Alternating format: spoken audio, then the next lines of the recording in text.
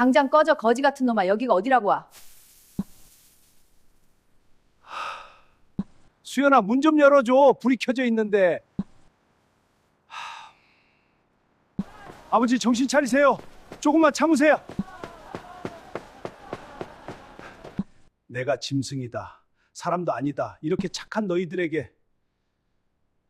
재수 없어. 추석에 이런 꼴로 찾아오시면 어떡해요? 큰 며느리 박선영이 소금을 한 웅큼 집어 한정수의 얼굴에 뿌렸습니다. 하얀 소금 알갱이가 눈썹 위에, 입술 위에, 주름진 볼 위에 내려앉았습니다. 이거나 드시고 가세요. 선영이 현관 바닥에 개밥 그릇을 내려놓듯 찬물에 만 국수 한 그릇을 내려놓았습니다. 둘째 며느리 수연아, 아버지다. 문 좀 열어라. 대답이 없었습니다. 아버지가 좀 어렵게 됐다. 얼굴 좀 보자. 여전히 침묵이었습니다. 그때 2층 창문의 불빛이 꺼졌습니다. 차동우가 고개를 들어 그 창문을 올려다봤습니다. 불이 꺼진 캄캄한 창문. 분명히 안에 있으면서 없는 척하는 것이었습니다. 144통이었습니다. 병원 침대 위에 편지가 쏟아져 있었습니다. 고무줄이 끊어지면서 하얀 봉투들이 시트 위로 흩어졌습니다. 한 통, 두 통, 세 통. 세어보니 144통. 전부 빨간 글씨로 반송이라 찍혀 있었습니다. 노인이 떨리는 손으로 첫 번째 편지를 집었습니다. 소인은 12년 전이었습니다. 장인어른, 수진이가 오늘 저한테 시집 왔습니다. 아버지 빈자리가 크지만 제가 평생 잘 지키겠습니다. 두 번째 편지를 펼쳤습니다. 장인어른, 수진이가 입덧이 심합니다. 아버지가 보고 싶다고 밤마다 웁니다. 세 번째 편지를 펼쳤습니다. 장인어른, 손녀가 태어났습니다. 이름은 시은이입니다. 아버지 은자를 넣었습니다. 노인의 시야가 흐려졌습니다. 네 번째, 다섯 번째, 여섯 번째, 편지마다 계절이 바뀌고 아이가 자라고 있었습니다. 그런데 144통 전부 단 한 통도 뜯기지 않았습니다. 12년간 이 사위가 매달 보냈고 12년간 이 아버지가 매달 돌려보냈습니다. 편지 밑에 비단 주머니가 있었습니다. 안에서 은장도가 나왔습니다. 34해 전 세상을 떠난 아내의 유품. 의절하던 날 딸 얼굴을 향해 내던졌던 바로 그것이 금간 자리를 정성스럽게 수선한 채 돌아와 있었습니다. 그리고 이 모든 것이 담겨 있던 나무 밥그릇. 사위가 직접 깎은 밥그릇 바닥에 7글자가 새겨져 있었습니다. 아버지, 밥 드셨습니까? 대한민국 삼정물산그룹 회장 차동호. 자산 1조 원. 이 남자가 병원 침대 위에서 나무 밥그릇을 가슴에 끌어안고 어린아이처럼 울었습니다. 내가 뭘 한 거야? 12년 동안 내가 대체 뭘 한 거야? 두 친딸은 부도 소식에 전화를 끊었습니다. 재산을 빼돌렸습니다. 그런데 한 번도 만난 적 없는 사위가 4시간을 달려와 장인을 업고 병원으로 뛰었습니다. 이 사위는 왜 12년간 한 달도 거르지 않고 편지를 보냈을까요?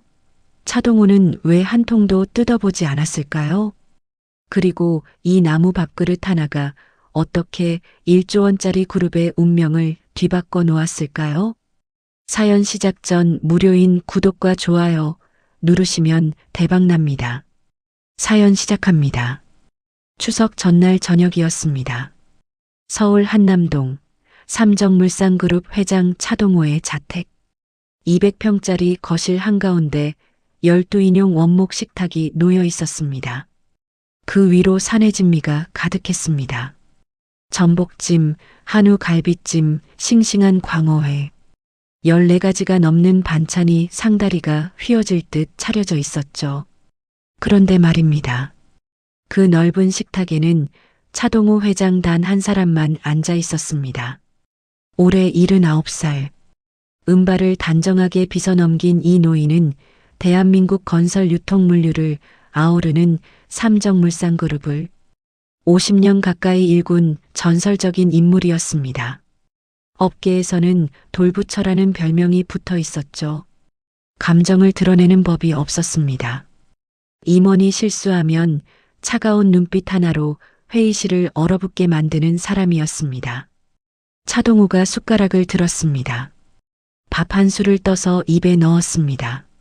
씹었습니다. 모래알을 씹는 것 같았습니다. 물컵을 들어 벌컥 들이키고 혼잣말을 했습니다. 밥이 왜 이리 안 넘어가나? 텅 빈 식탁 맞은편 의자 6개가 쓸쓸하게 놓여 있었습니다. 한때는 딸들과 손주들로 북적이던 자리였습니다. 명절이면 사위들이 술잔을 기울이고 손주들이 마당을 뛰어다니던 곳이었죠. 차동우가 젓가락으로 갈비찜을 집었다가 접시 위에 툭 떨어뜨렸습니다. 에잇! 수저를 내려놓고 자리에서 일어섰습니다. 창밖을 바라봤습니다. 어둠이 내려앉은 정원에 감나무 한 그루가 서 있었습니다.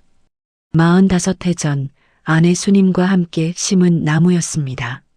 아내는 34해 전에 세상을 떠났습니다. 여보, 내가 뭘 잘못한 걸까? 대답은 없었습니다. 거실벽에 걸린 가족 사진 앞에 멈춰 섰습니다. 20년 전 추석에 찍은 사진이었습니다. 세 딸이 나란히 서 있었죠. 큰딸 수빈, 둘째 수연, 그리고 막내 수진. 차동우의 시선이 막내에게 멈췄습니다. 사진 속 수진은 25살이었습니다. 아내를 닮은 둥근 눈매로 환하게 웃고 있었습니다. 그런데 사진 한쪽 모서리가 접혀 있었습니다. 수진이 서 있던 자리였습니다. 차동우의 거친 손가락이 접힌 자리를 어루만졌습니다. 수진아, 목소리가 떨렸습니다. 내가 그때 왜 그랬을까? 12년 전이었습니다. 수진이 충남 예산의 농부와 결혼하겠다고 했을 때 차동우는 버럭 화를 냈습니다. 시골 농사꾼하고 결혼하면 넌 내 딸이 아니다. 수진은 그래도 결혼했습니다. 차동우는 재산을 한 푼도 주지 않았습니다.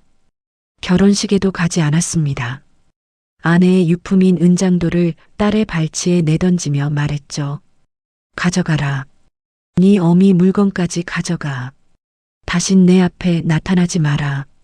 그 후로 12년, 딸의 얼굴을 보지 못했습니다. 차동우가 사진에서 손을 뗐습니다. 그 애가 지금 어디서 어떻게 사는지도 모르겠구나. 창밖에서 바람이 불었습니다. 감나무 가지가 흔들렸고 거실에는 노인의 한숨소리만 남았습니다. 다음 날 아침이었습니다. 삼정물산 본사 50층 회장실. 통유리 너머로 서울의 스카이라인이 펼쳐져 있었습니다. 차동우가 책상 앞에 앉아 서류를 넘기고 있을 때 주치의 한 박사가 조심스럽게 들어왔습니다. 회장님, 검사 결과 말씀드려도 되겠습니까? 차동우는 서류에서 눈을 떼지 않은 채 고개만 끄덕였습니다. 심장에 무리가 오고 있습니다. 이 상태로 과로를 계속하시면 1년 안에 큰일이 날 수 있습니다. 후계자를 정하셔야 할 때입니다. 한 박사가 나간 뒤 차동우는 한참 동안 의자 등받이에 기댄 채 천장을 바라보았습니다. 50년 가까이였습니다. 아내가 세상을 떠난 해부터 세 딸을 홀로 키우며 건설 현장 시멘트 포대를 나르던 손으로 계약서를 쓰고 거래처 사장들 앞에서 고개를 조아리며 여기까지 올라왔습니다. 그런데 내려놓으라고? 누구에게? 차동우는 세 딸을 떠올렸습니다. 큰딸 수빈. 부사장 직함을 달고 있지만 남편 김상훈과 함께 회사 자금을 개인 부동산으로 돌리고 있다는 소문이 파다했습니다. 차동우가 모를 리 없었습니다. 다만 확인하지 않았을 뿐이었습니다. 둘째 수연. 전무로 앉아 있지만 결정적 순간에 항상 언니 뒤에 숨었습니다. 입으로는 아버지 건강이 최고예요 하면서 뒤에서는 무슨 짓을 하는지 알 수가 없었습니다. 막내 수진. 차동호의 입이 굳게 다물어졌습니다. 12년 전에 내쫓은 딸이었습니다. 그때 25년간 곁을 지킨 임비서가 들어왔습니다. 임비서 앉아. 임비서는 회장이 앉으라고 하면 큰일이 터질 때라는 것을 25년 경험으로 알고 있었습니다. 조심스럽게 소파에 걸터 앉았습니다. 추석 전에 일을 하나 꾸밀 거야. 무슨 일이십니까? 삼정물산이 부도났다는 소문을 퍼뜨려. 임비서의 눈이 커졌습니다. 들어. 끝까지 듣고 나서 말해. 차동우가 자리에서 일어나 통유리 앞에 섰습니다. 내가 심장이 안 좋아. 은퇴해야 해. 그런데 이 회사를 누구한테 줄지 모르겠어. 그래서 시험을 하려는 거야. 부도가 났다고 해. 사채업자한테 쫓기고 있다고 해. 추석에 딸들 집을 돌고 마지막에 고향 예산 장터에서 쓰러져 있을 거야. 그 상황에서 누가 달려오는지 내 눈으로 직접 보겠어. 임비서는 할 말을 잃었습니다. 경호팀에서 믿을 만한 인원 3명 뽑아. 사채업자 역할 시킬 거야. 알겠습니다. 그리고 이사 5명 중에 박이사, 한이사, 정이사 이 3명만 알려. 나머지 조이사하고 윤이사는 빼. 그 둘은 눈빛이 마음에 안 들어. 임비서가 메모를 하다가 펜을 멈췄습니다. 회장님, 혹시 조이사와 윤이사를 의심이 아니라 확인이야. 배가 기울면 쥐가 먼저 뛰어내리는 법이지. 차동호의 눈빛이 날카로워졌습니다. 그것은 50년 전쟁터에서 살아온 장수의 눈빛이었습니다. 일주일 뒤 삼정물산 본사 대회의실이었습니다. 아침 9시 정각 임시 이사회가 소집되었습니다. 회의실에는 큰딸 수빈 부사장, 둘째 수연 전무, 그리고 5명의 이사진이 앉아 있었죠. 차동우가 회의실에 들어서자 모두 일어섰습니다. 오늘 여러분에게 알릴 게 있어. 정막이 흘렀습니다. 차동우가 서류 봉투를 탁자 위에 내려놓았습니다. 해외 프로젝트에 투자했던 자금이 전부 날아갔어. 담보로 잡혀있던 본사 빌딩 대출 만기가 다음 달이야. 더 이상 막을 구멍이 없어. 웅성거림이 일었습니다. 수빈의 얼굴이 하얗게 변했죠. 아버지, 그게 무슨... 닥치고 들어. 회의실이 얼어붙었습니다. 바로 그때 문이 벌컥 열렸습니다. 까만 가죽 점퍼에 선글라스를 쓴 남자 3명이 들이닥쳤습니다. 차동호 씨, 이자만 200억이야. 리더 격인 남자가 고함을 질렀습니다. 회의 테이블 위 서류를 쓸어 바닥에 내동댕이 쳤습니다. 종이가 눈발처럼 흩날렸고 물컵이 깨지며 바닥에 쏟아졌습니다. 수빈이 벌떡 일어나 뒷걸음질 쳤습니다. 이게 뭐야? 경비 불러. 수연은 의자 아래로 몸을 숨겼습니다. 차동호는 움직이지 않았습니다. 의자에 앉은 채 사채업자의 얼굴을 정면으로 바라보았습니다. 마치 시나리오대로 진행되는 연극의 감독처럼. 사채업자들이 나간 뒤 회의실은 아수라장이었습니다. 깨진 유리와 흩어진 서류 사이로 임원들의 얼굴에는 공포가 가득했습니다. 수빈이 떨리는 목소리로 물었습니다. 아버지, 이거 진짜예요? 진짜 회사가 망한 거예요? 차동우는 천천히 일어섰습니다. 아무 말 없이 회의실을 나갔습니다. 복도에서 임비서가 기다리고 있었습니다. 일막 끝이야. 회장님, 2분 다 상당히 놀란 표정이었습니다. 놀라는 건 누구나 해. 중요한 건 그 다음이지. 차동우가 걸음을 멈추고 임비서를 돌아보았습니다. 추석 당일 내가 직접 딸들 집을 돌 거야. 그리고 마지막에 예산 고향 장터로 간다. 장터에서 쓰러져 있을 거야. 누가 오는지 보겠어. 사람의 본성은 명절 밥상 앞에서 나오는 법이야. 배고프고 추울 때, 돈 없고 힘 없을 때, 그때 손 내밀어주는 사람이 진짜야. 임비서의 가슴이 먹먹해졌습니다. 1조 자산의 회장이 거지 행색으로 시골 장터에서 쓰러져 있겠다니. 이것이 이 나라 굴지의 그룹 회장이 선택한 마지막 시험이었습니다. 추석 연휴가 코앞이었습니다. 차동우가 자택 안방에서 옷장을 열었습니다. 캐시미어 코트, 실크 셔츠, 명품 구두가 가지런히 걸려 있었습니다. 그 옷들을 지나쳐 가장 안쪽에서 낡은 회색 점퍼 하나를 꺼냈습니다. 30년 전 건설 현장에서 입던 작업 점퍼였습니다. 소매에 시멘트 자국이 아직 남아 있었죠. 보풀이 일어나고 지퍼가 뻑뻑했습니다. 점퍼를 걸치자 거울 속에 비친 것은 회장이 아니었습니다. 세상에 치이고 밟혀 허리가 굽은 평범한 노인이었습니다. 낡은 운동화로 갈아 신으니 발이 불편했습니다. 차동우는 거울 속 자신을 한참 들여다보았습니다. 설마 내 딸들이. 말끝을 흐렸습니다. 손끝이 차가워졌습니다. 심장이 콩콩 뛰었죠. 사업 앞에서는 단 한 번도 떨지 않았던 남자가 딸 앞에 서려니 다리가 후들거렸습니다. 주머니를 뒤져보았습니다. 아무것도 넣지 않았습니다. 지갑도 카드도 비서의 전화번호도 없었습니다. 오직 아버지라는 이름 하나만 가지고 딸의 문 앞에 설 작정이었습니다. 다만 점퍼 안주머니에 낡은 사진 한 장만 넣었습니다.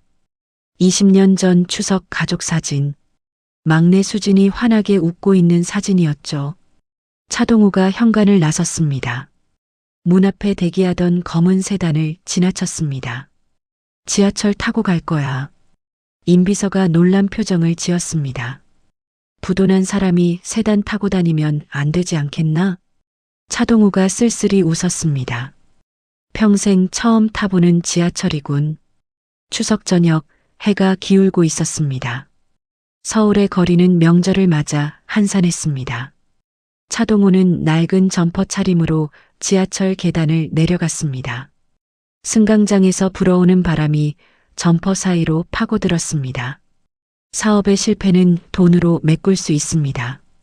그러나 자식의 배신은 그 어떤 것으로도 메꿀 수 없는 법이었습니다.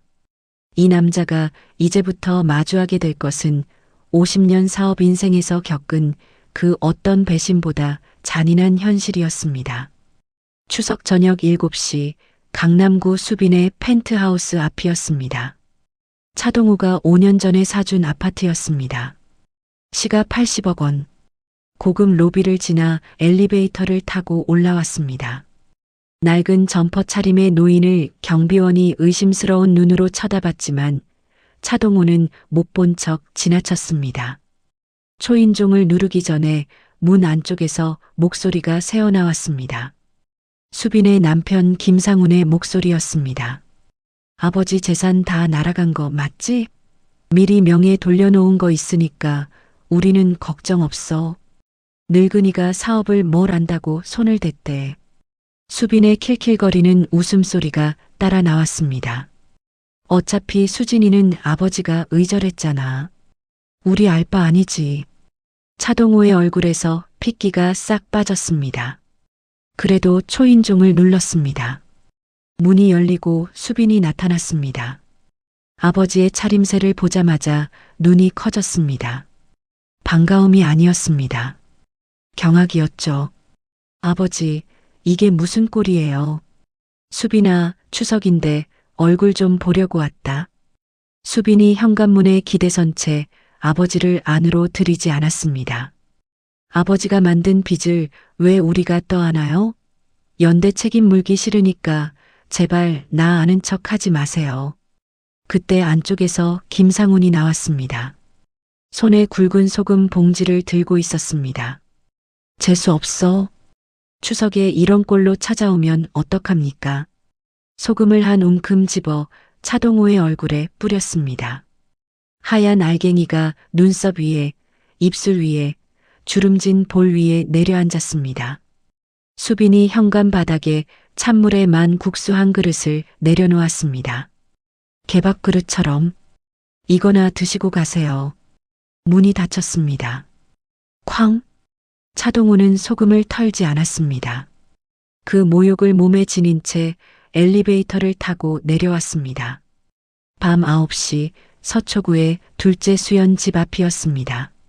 초인종을 눌렀습니다. 인터폰 화면에 불이 들어왔습니다.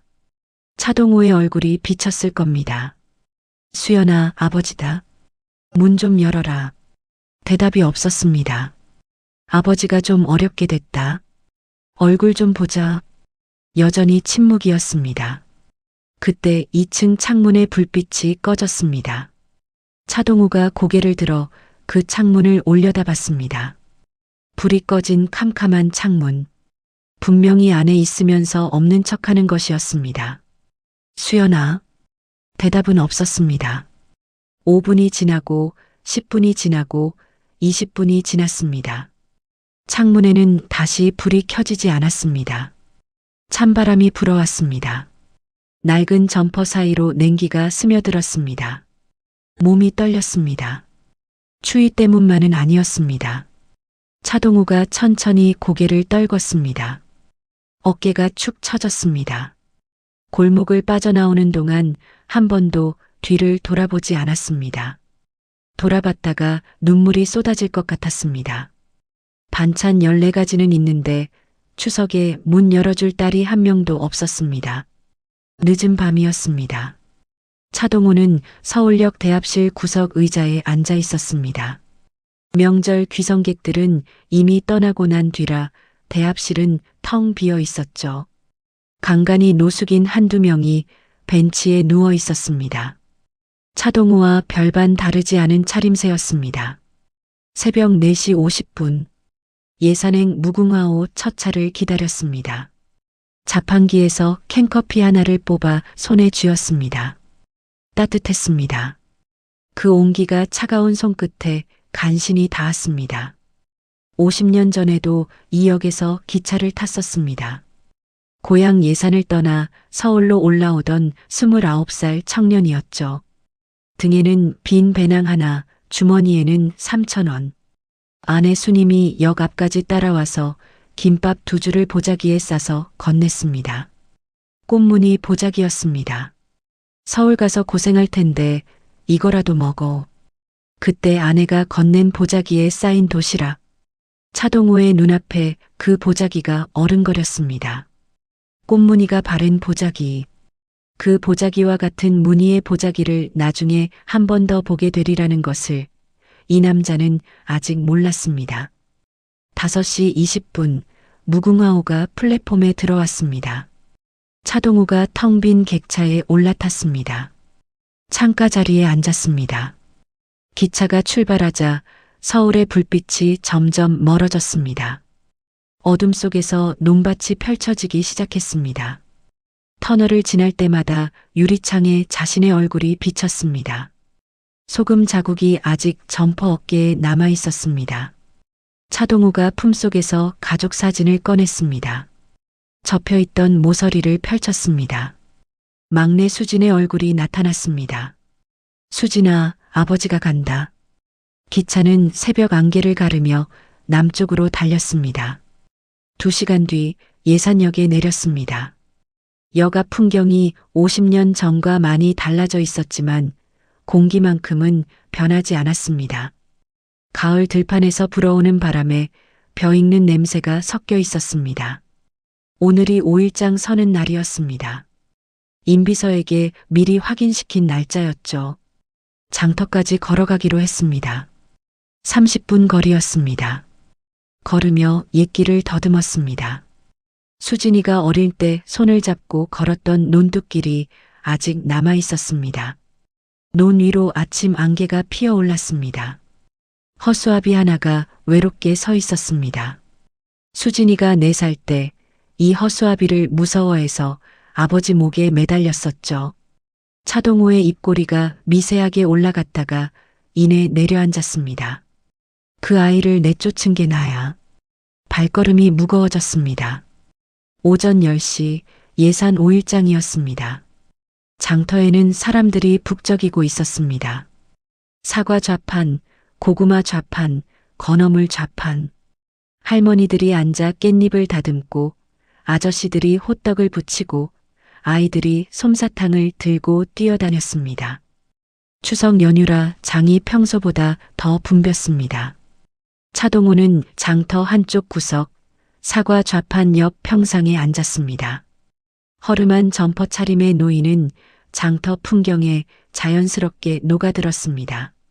아무도 이 노인이 1조 원 자산의 회장인 줄 몰랐죠. 임비서에게 미리 연락을 해두었습니다.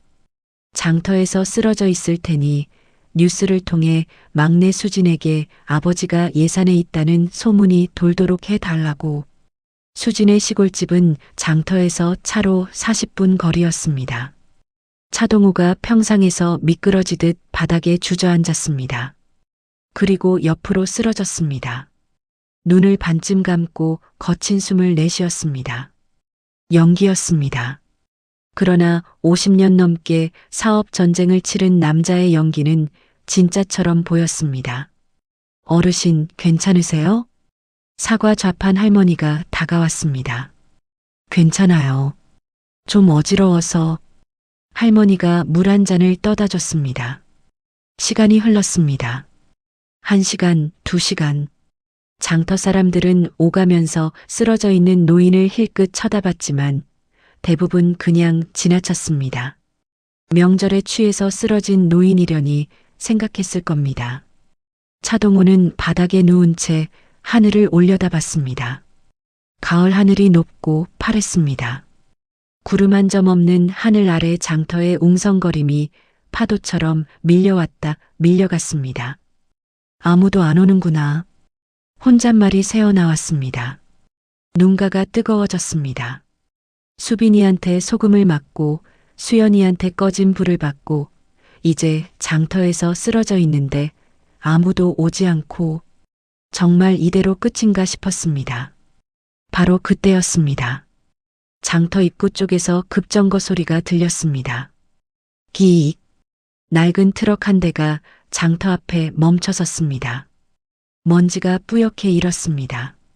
트럭 문이 벌컥 열렸습니다.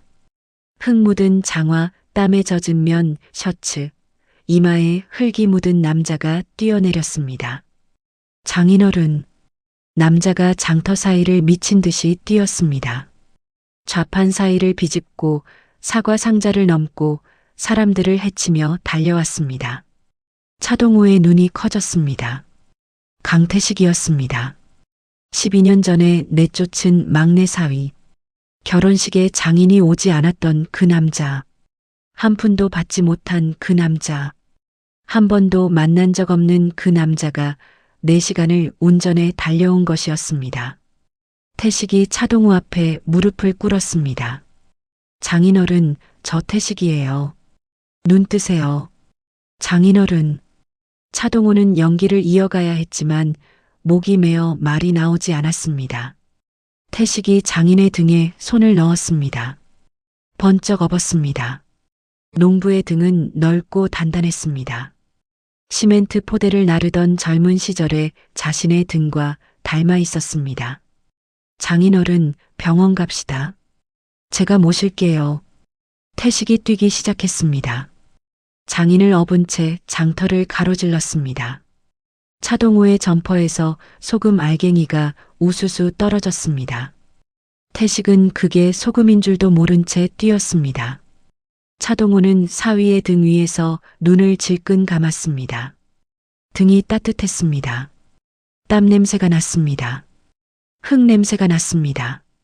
그리고 어디선가 맡아본 적 있는 나무 냄새가 은은하게 올라왔습니다. 예산 읍내 작은 병원이었습니다. 태식이 장인을 등에 업고 응급실로 뛰어들어갔습니다. 의사가 달려와 차동호를 침대에 눕혔습니다.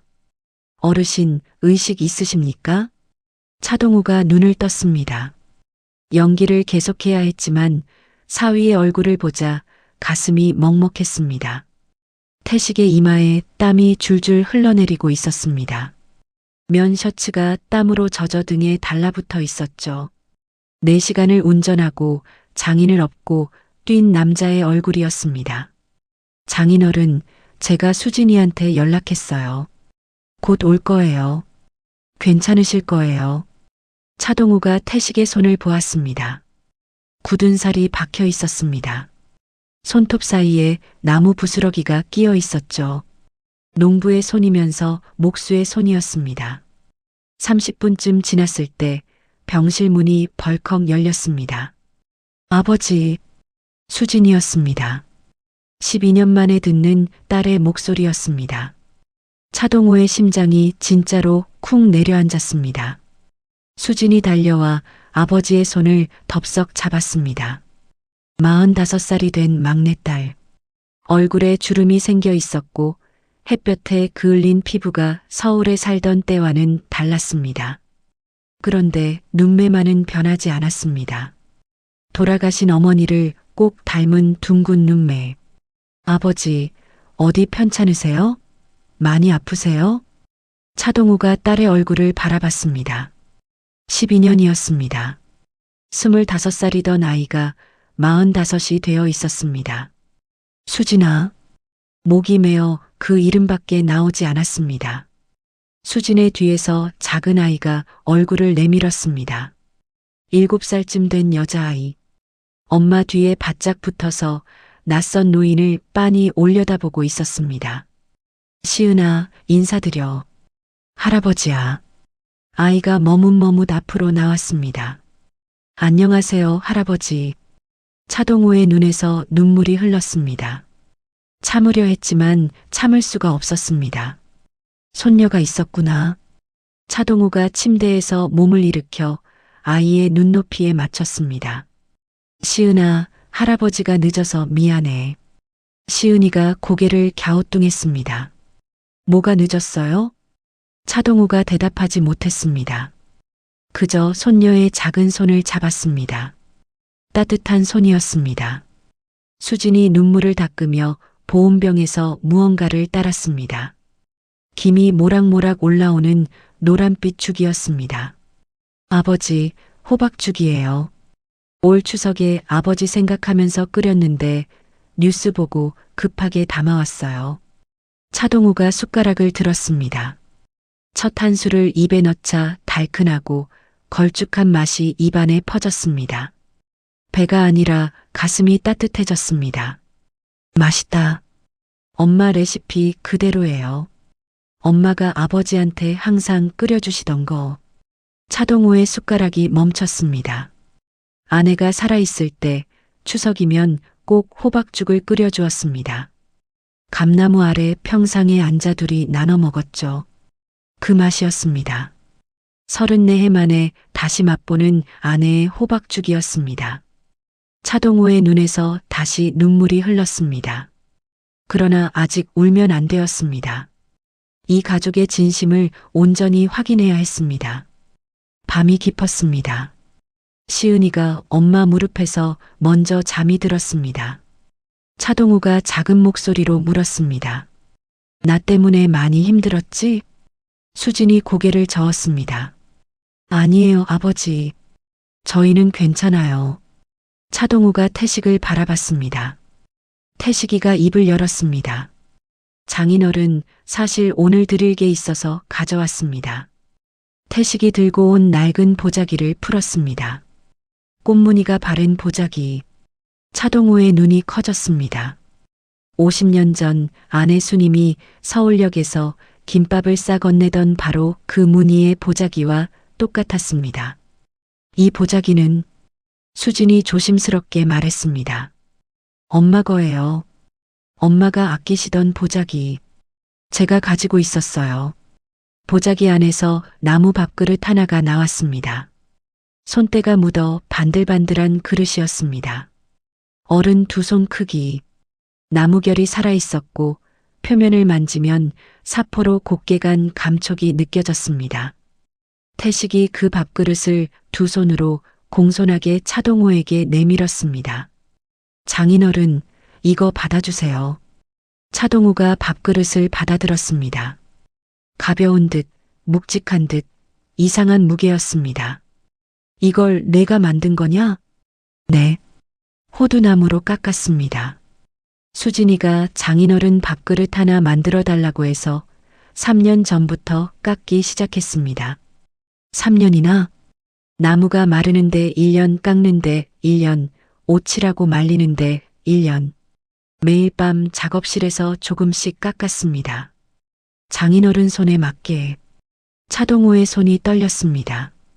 그런데 밥그릇 안에 밥은 없었습니다. 대신 고무줄로 묶인 하얀 봉투 묶음이 들어 있었습니다. 차동호가 꺼내봤습니다. 봉투가 한 다발, 두 다발, 세 다발. 세어보니 144통이었습니다. 이게 뭐냐? 태식이 고개를 숙였습니다.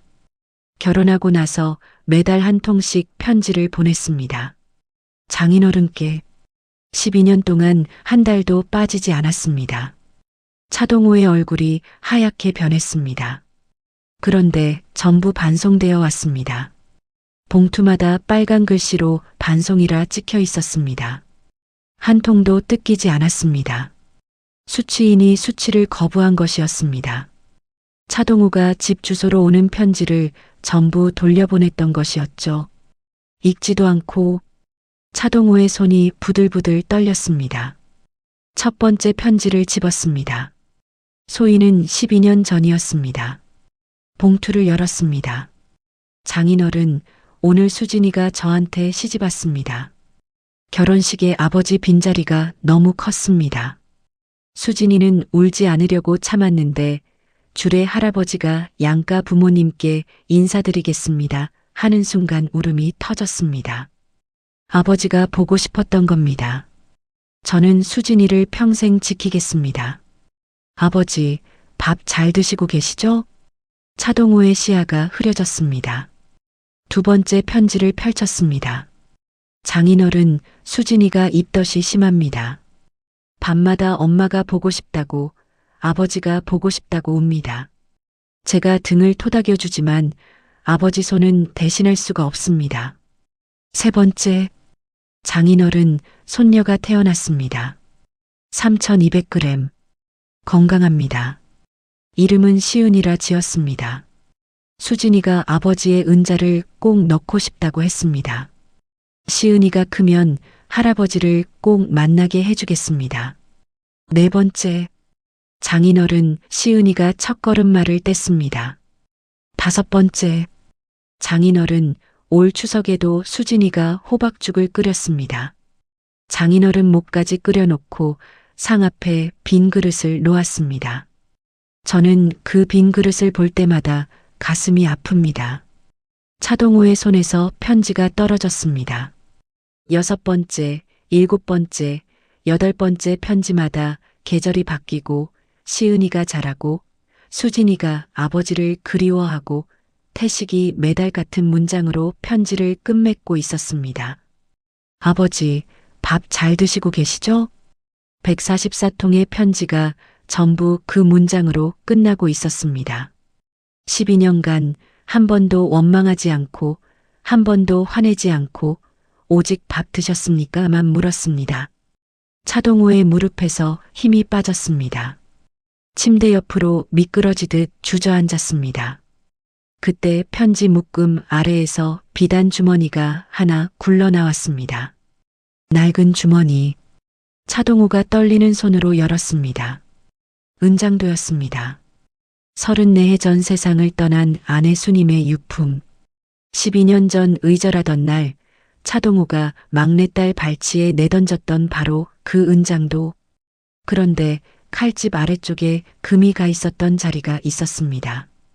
그 금간 자리를 누군가가 은땜으로 정성스럽게 수선해 놓았습니다. 빛에 비추면 수선 자국이 실처럼 가늘게 빛났습니다. 수진이 말했습니다.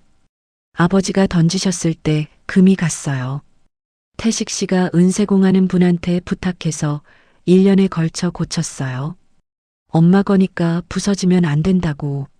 차동호의 목에서 신음이 새어나왔습니다. 그리고 마지막이었습니다. 나무 밥그릇을 뒤집었습니다. 바닥에 글씨가 새겨져 있었습니다. 끌로 한 획판엔 7글자. 아버지, 밥 드셨습니까? 차동호가 밥그릇을 가슴에 끌어안았습니다. 내가 뭘 한 거야? 목소리가 갈라졌습니다. 12년 동안 내가 대체 뭘 한 거야? 편지를 한 통도 안 뜯어봤어. 한 통도. 144번을 돌려보냈어. 이 아이가 매달 보냈는데 나는 한 번도 안 읽었어. 차동우가 병실 바닥에 이마를 대고 울었습니다. 몸이 떨렸습니다. 어깨가 들썩였습니다. 50년간 울지 않았던 남자였습니다. 아내 장례식에서도 사업이 망할 뻔한 날에도 이를 악물고 버텼습니다. 그런데 지금 나무 밥그릇 하나와 반송된 편지 144통이 50년의 댐을 무너뜨린 것이었습니다. 내가 짐승이다. 내가 사람도 아니다. 수진이 아버지 옆에 무릎을 꿇었습니다. 태식도 나란히 무릎을 꿇었습니다. 아버지, 울지 마세요. 수진이 아버지의 등을 쓸어주었습니다. 태식이 고개를 숙인 채 조용히 앉아 있었습니다. 시은이가 잠에서 깨어 눈을 비비며 물었습니다. 할아버지 왜 울어요? 차동우가 손등으로 눈물을 훔쳤습니다. 할아버지가 너무 늦어서 그래. 시은이가 작은 손으로 할아버지의 볼을 쓸어주었습니다. 울지 마세요, 할아버지. 차동우가 손녀를 품에 안았습니다. 나무 밥그릇을 한 손에 손녀를 한 팔에 안고 한참을 울었습니다. 사흘 뒤였습니다. 삼정물산 본사 대회의실. 차동우가 말끔한 정장을 차려입고 들어섰습니다. 거짓골이 아니었습니다. 1조 자산가의 위험이 온몸에서 뿜어져 나오고 있었습니다. 회의실에는 임원진이 빼곡히 앉아 있었습니다. 장녀 수빈과 차녀 수연도 자리하고 있었죠. 수빈이 속삭였습니다. 아버지가 왜 갑자기 회의를 소집하셨대? 몰라. 회사 매각건 때문 아니야? 어차피 부도 났으니까. 두 사람이 낮은 목소리로 킬킬거렸습니다. 차동우가 상석에 앉았습니다. 틀어. 임비서가 리모컨을 눌렀습니다. 대형 화면에 영상이 재생되기 시작했습니다. 첫 번째 영상. 수빈의 펜트하우스 복도 CCTV였습니다. 수빈의 남편 김상훈이 차동우의 얼굴에 소금을 퍼붓는 장면이 선명하게 찍혀 있었습니다. 두 번째 영상. 김상훈의 전화통화 녹취였습니다. 아버지 재산 다 날아가면 어쩔 뻔했어. 내 명의로 돌려놓은 거 있으니까 우리는 걱정 없어. 회의실이 쥐죽은 듯 고요해졌습니다. 수빈의 얼굴이 하얗게 질렸습니다. 세 번째 영상. 수연의 집 CCTV. 인터폰 화면에 차동우의 얼굴이 비치는 순간 2층 불이 꺼지는 장면이 찍혀 있었습니다. 수연이 고개를 떨궜습니다. 차동우가 천천히 입을 열었습니다. 부도?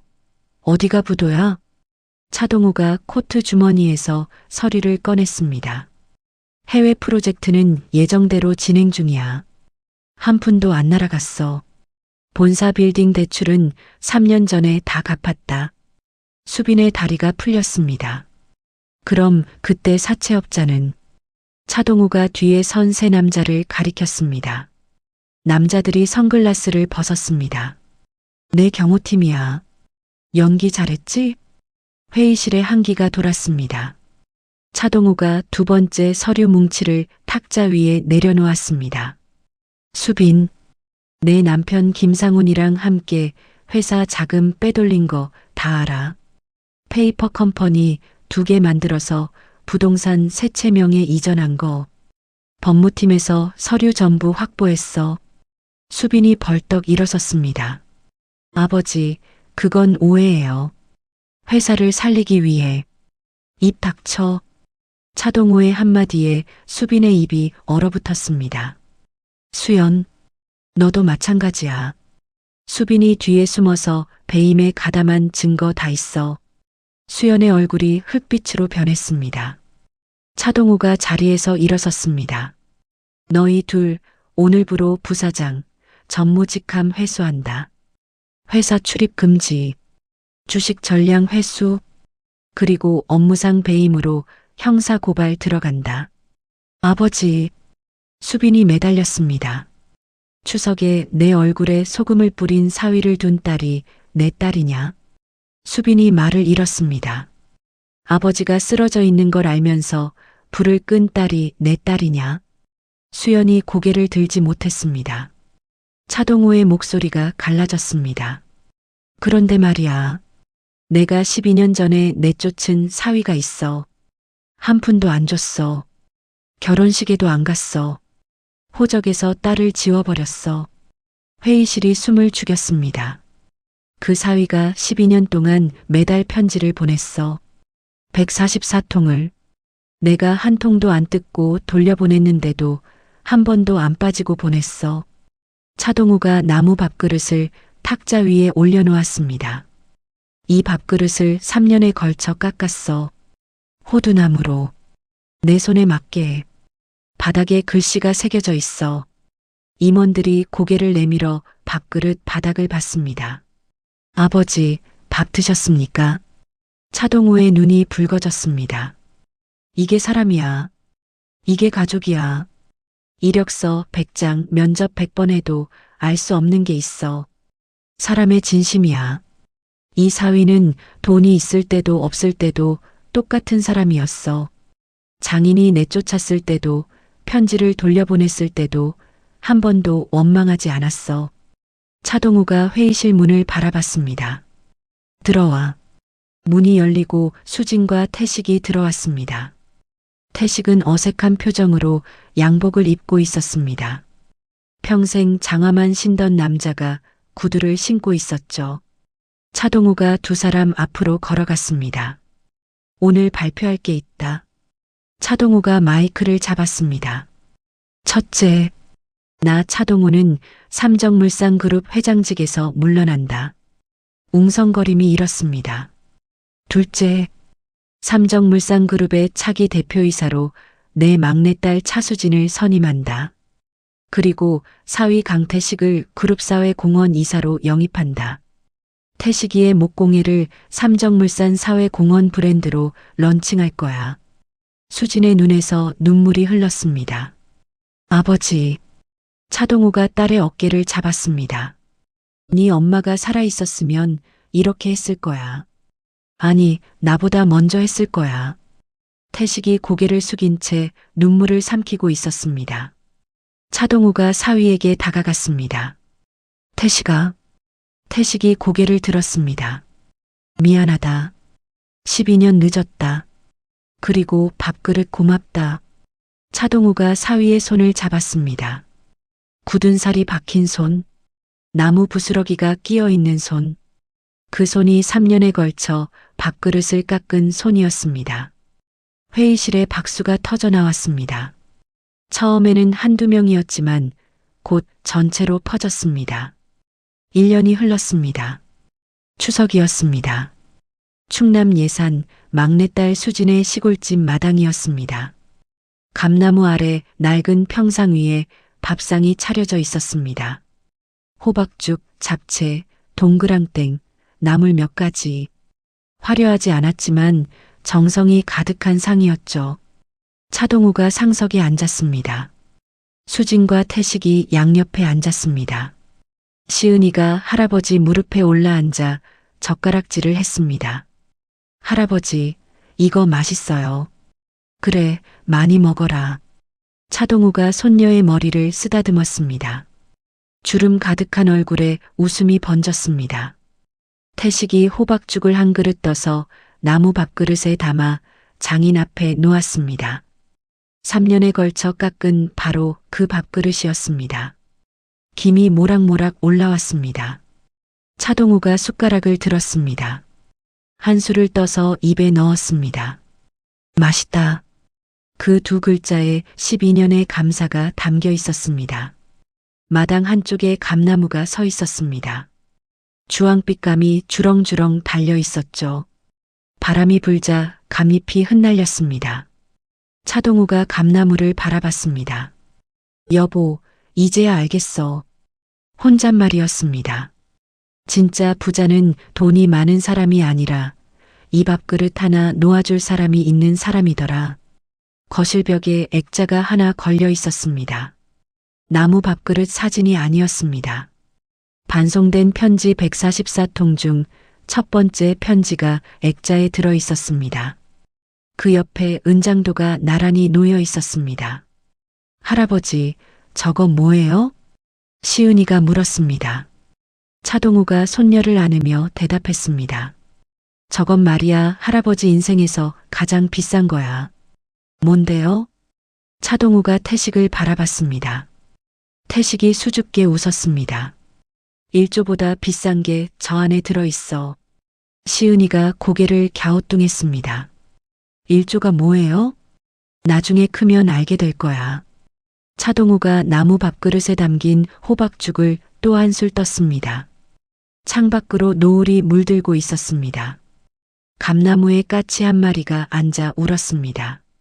좁은 시골 마당이었지만 200평 펜트하우스보다 훨씬 따뜻한 자리였습니다. 피가 섞여야 가족이 아닙니다. 호적에 올라야 가족이 아닙니다. 돈이 있을 때나 없을 때나 한 달도 빠지지 않고 편지를 보내는 사람, 3년에 걸쳐 밥그릇을 깎는 사람, 4시간을 달려와 장인을 등에 업는 사람, 그 사람이 가족입니다. 세상에서 가장 비싼 것은 돈으로 살 수 없습니다. 그것은 사람의 진심입니다.